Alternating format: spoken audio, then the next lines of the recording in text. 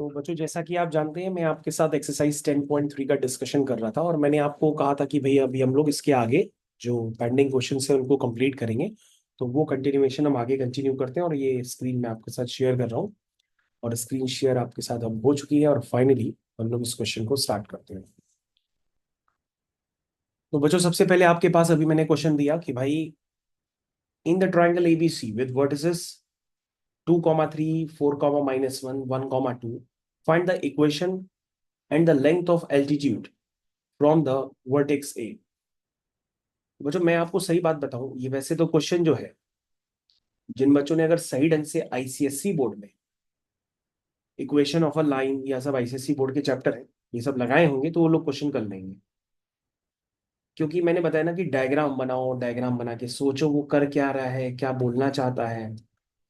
देखो, इसने पूछा है कि वर्टेक्स कहाँ पर है। तुम कहोगे सर वर्टेक्स तो इतना तो पता ही है सर, ये वर्टेक्स है।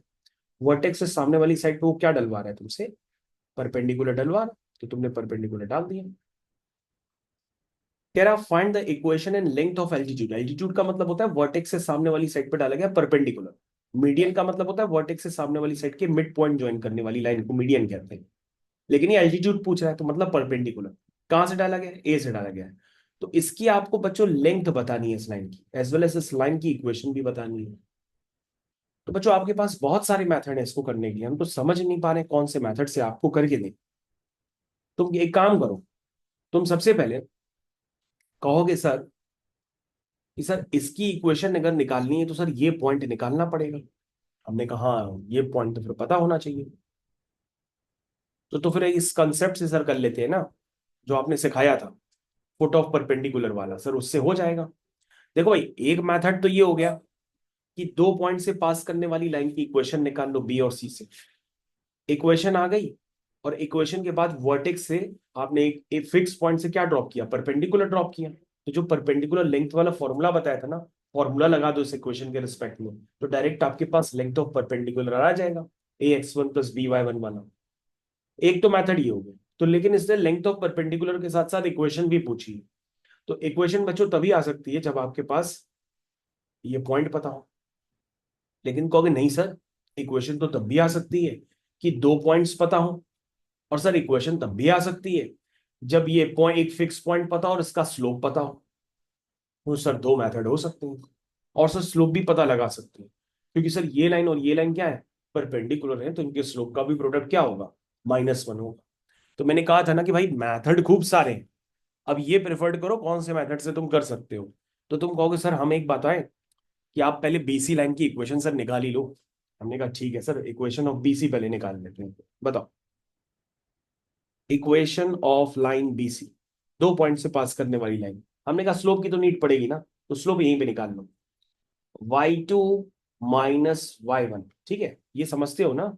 y2 - y1, minus minus plus हो गया, अपॉन x2 - x1, यानी कि 1 - 4। समझ पा रहे हो? देखो, y2 - y1 upon x2 - x1, ठीक है। बच्चों ये कितना आया 3, ये कितना आया -3, तो ये वैल्यू कितनी आई बच्चों, -1। स्लोप आ गया। तुम कहोगे सर इस लाइन का स्लोप बीसी का अगर m है, तो सर अब हम क्या करते हैं, इस लाइन की इक्वेशन लिख लेते हैं। तो सर आपने x1 y1 x2 y2 किसको माना था? हमने कहा बेटा ये तुम्हारा पॉइंट था उस समय x1 y1, और ये पॉइंट था तुम्हारा x2 y2। तभी तुमने लाइन का स्लोप लिखा।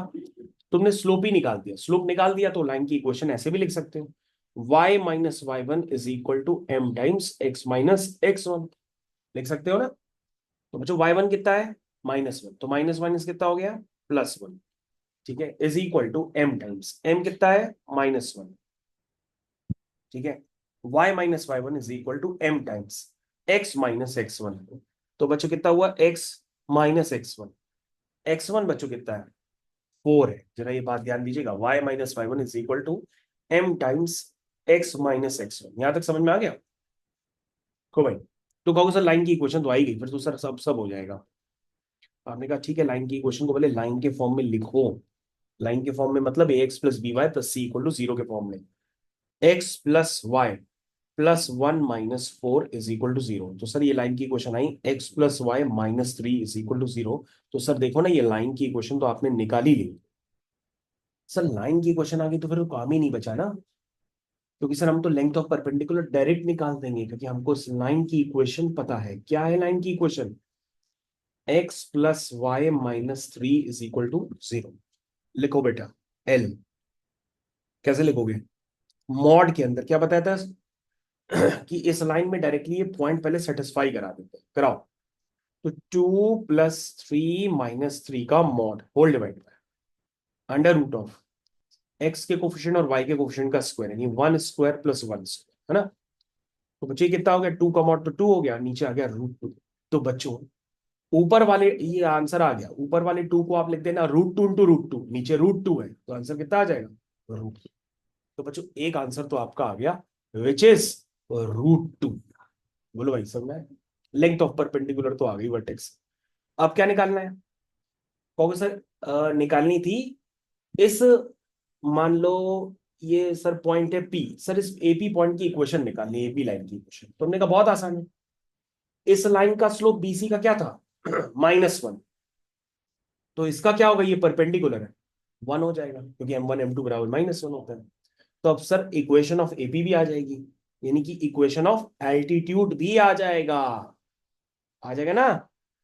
हाँ सर, बहुत सारे मेथड थे क्वेश्चन को करने के लिए। चलिए, y - y1 is equal to m times x - x1। तो y - 3 is equal to x - 2। That means x - y -2 + 3 -2 + 3, तो कितना हुआ? +1 इज इक्वल टू 0। तो बच्चों ये आंसर आपका एक और निकल करके आ गया। तो बच्चों ये क्वेश्चन आपका फाइनली कंप्लीट हो गया 17। ठीक है ना बच्चों? 17 क्वेश्चन आपका कंप्लीट हो गया। अब हमारे पास लास्ट क्वेश्चन आ गया है एक्सरसाइज 10.3 का, विच इज क्वेश्चन नंबर 18।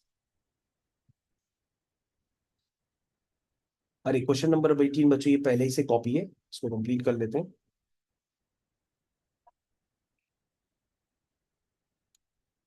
चलिए बच्चों स्टार्ट करते हैं। क्या लिखा है? If P is the length of perpendicular from origin.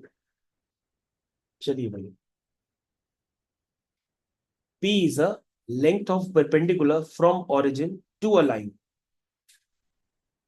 अरे बच्चों ये तो इंटरसेप्ट फॉर्म हो गया सीधा सीधा, क्योंकि इसने क्या है कि लाइन का तुम्हें एक्स एक्सिस इंटरसेप्ट पता है, और मैंने आपको बताया था अगर लाइन का एक्स एक्सिस इंटरसेप्ट पता हो ए है, तो ये पॉइंट क्या बन जाता है? A, 0। ये पॉइंट वाई एक्सिस इंटरसेप्ट पता हो बी है, तो ये पॉइंट क्या बन जाता है? 0, B। तो तुम कहोगे सर इस लाइन की क्वेश्चन तो हम ऐसे ही समझ गए, क्या है वो? है x/a + y/b is equal to 1। और सर इस लाइन पे क्या डाला गया है? ऑरिजिन से परपेंडिकुलर डाला गया है, जिसकी लेंथ क्या है? P है।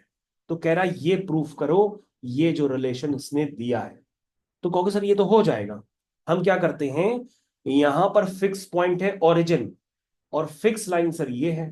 तो ओरिजिन से हम इसमें परपेंडिकुलर ड्रॉप करवा करके लेंथ P के बराबर कर देते हैं। लेकिन हमने कहा बेटा जो लाइन है ना, उसको देखो क्या है। कहोगे सर अगर आप सीधा सीधा डायग्राम बनाएंगे ना कंपैरिजन के लिए, तो मैं सीधा सीधा डायग्राम बनवा देता हूँ। सर ये लाइन है x/a + y/b -1 इक्वल टू 0। और सर फिक्स पॉइंट है आपका 0, 0। लेंथ ऑफ परपेंडिकुलर है P। तो सर क्या लिखेंगे? चलो स्टार्ट करो। मॉड के अंदर 0/a 0/b -1 का मॉड अपॉन √ऑफ 1। x का कोफिशिएंट क्या है बच्चों? 1/a। y का कोफिशिएंट क्या है? 1/b। x के कोफिशिएंट का स्क्वायर प्लस y के कोफिशिएंट का स्क्वायर। और ये बच्चों लेंथ ऑफ परपेंडिकुलर किसके बराबर है? P के बराबर। हो गया क्वेश्चन स्टार्ट। -1 का मॉड बच्चों 1 हो जाएगा, तो ये 1 हो गया। दोनों तरफ स्क्वायरिंग भी कर दो साथ में, तो ये 1/a² हो जाएगा, ये 1/b² हो जाएगा, और ये बच्चों P² हो जाएगा। अभिषेक, हाँ वही कंफ्यूज हो गया। आजा अभिषेक है। तो बच्चों हम लोग इसको कंप्लीट कर लेते हैं। तो यहाँ पे हो जाएगा ये 1/P² is equal to 1/a² + 1/b²। तो बच्चों ये क्वेश्चन फाइनली आपका कंप्लीट हो गया है, आप इसको एक बार चेक कर लीजिए। ठीक है।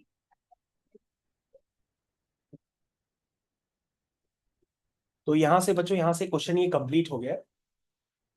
मैंने सीधा सीधा क्रॉस मल्टीप्लाई कर दिया, तो आपके पास जो रिलेशन था ना वो है 1/a² plus 1/b² is equal to 1/p²। तो ये रिलेशन बच्चों फाइनली प्रूफ हो गया। और बच्चों अगर ये रिलेशन फाइनली प्रूफ हो गया तो एक्सरसाइज आपकी 10.3 मैंने सक्सेसफुली कंप्लीट कर दी है। और फिर भी बच्चों आपकी एक्सरसाइज छूटी हुई हो, आप कवर नहीं कर पाए हो, तो ये सारे लेक्चर बच्चों रिकॉर्डेड फॉर्म में ही है। तो आप इसको जरूर से दोबारा कर लें, क्योंकि ये सारी चीजें आपके बहुत काम की हैं, स्कूल के भी लिए एज वेल एज आप आने वाले प्रतियोगी परीक्षाओं के लिए भी। ठीक है ना, तो आप इनको जरूर से कंप्लीट करें। यहाँ पे मैं भी ब्रेक लेता हूं दोबारा। ठीक है बच्चों, तो हम लोग यहाँ पर अभी ब्रेक लेते हैं।